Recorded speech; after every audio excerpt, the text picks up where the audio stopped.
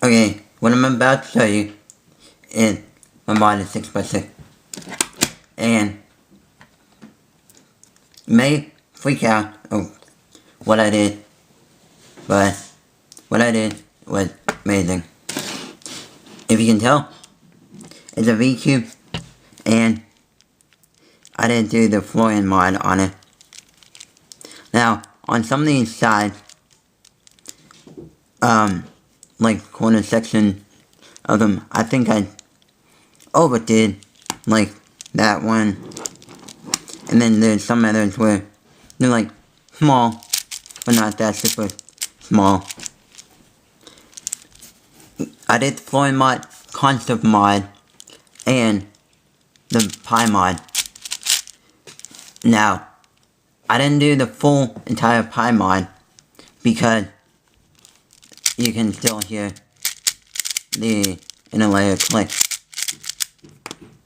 Because the last time when I had a 6x6, which was this was originally a 6x6, and yeah, I tried removing the internal, those clicks, but I sort of screwed up on the pin, so the pins never really stayed in. And also I just want to give it time and try to figure out how to make the pin stay in before I actually do it to this and have a useless 6x6. So I'll be disassembling one corner section to show you what I did.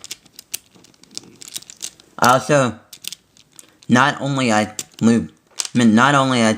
modded this, I actually lubed it with a certain kind of lube, which I'll explain in a little bit.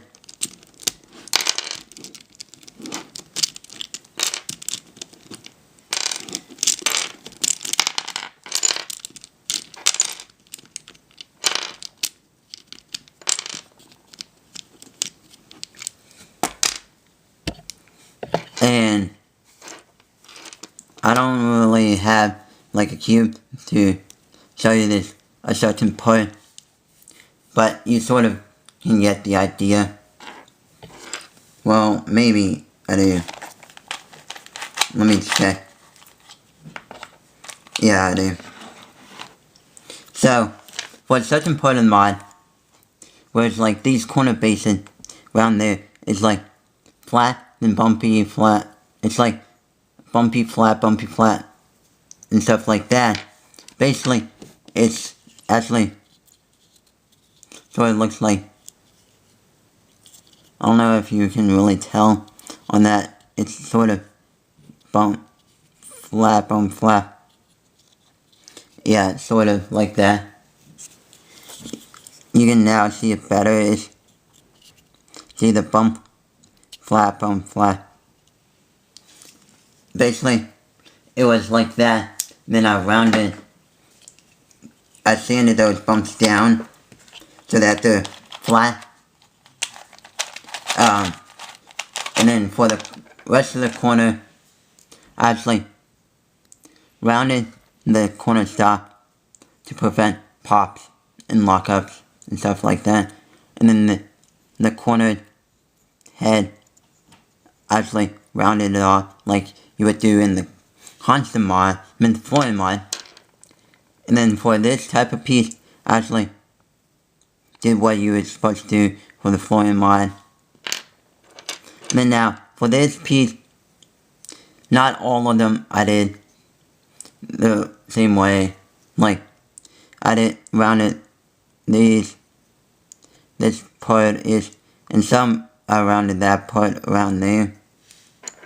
And then for these center pieces, I actually rounded it off like that. So it's like what the Florian mod for this type of piece would be like. And this part is that. Then for this part, actually round it, sort of sand it down these, make it less poppy. Yeah. Those are those pieces, and then the internal mechanism pieces, I rounded those off so it's like the constant mod. And then, like, for this middle piece, there's an extra part that I did to it, which is like, I flattened this, and then rounded these parts off, because,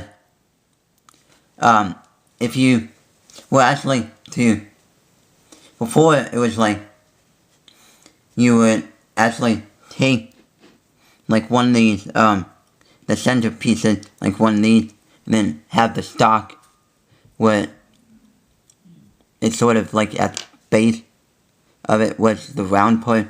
You cut that in half, you would have this, like, sort of groove in there. With that groove, that actually snapped into place with the core inside there. And so with that made it made part of the layers click more than what they usually would if you didn't have that on there. Yeah. And then basically, yeah, rounded the rest of those internal layer pieces off like you would do for the constant mod for the ShengShou 4x4.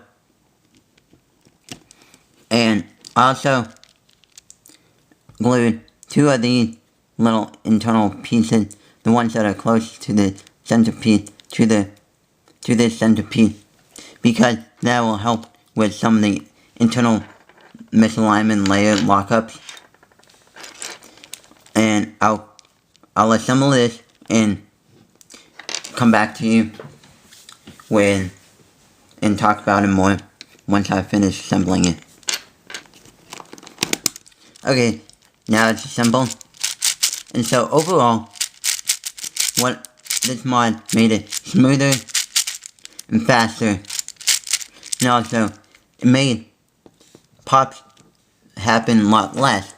Before I modded this cube, I had pop where these pieces and that internal piece on the inside would come out a lot, because the corner stock would rub against, would catch on the pieces, like the edge of the piece, like down there, and then they'll cause it to pop out and make it fly out. Now, I was gonna think about modding it so that it would look a lot like my ShengShou 5x5, but then I thought, you know what? After modding this is like really good, and I just was thinking, I do not want to waste all that extra time, and it's just a little too much. And now I did this like several sections, like corner section at a time, because I did not want to have to disassemble the entire cube and then have it and mod it, like mod each piece and then reassemble it, because it's really a pain to reassemble, because I've assembled it before I modded it and I was like really sort of pissed off, really. And earlier I said that I looped it with this lube, Team Factory 3000 lube. Yeah, it's really good lube. Yeah.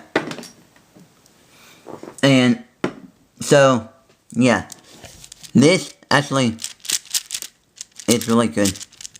It took me like several days because one, my Dremel has rechargeable battery, and the battery keeps dying, and also it's that I didn't really want to do it all at once because of Dremel issues and stuff like that. Also, I'm not sure if really these holes are a little too big for some of these sides.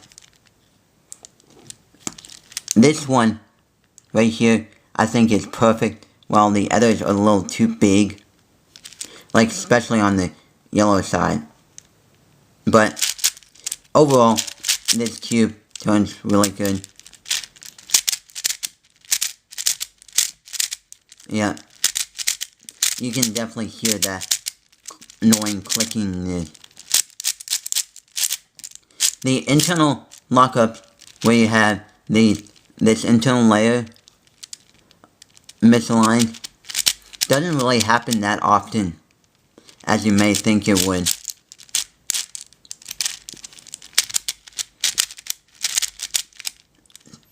You may be thinking, why a V-Cube? Why I have a V-Cube?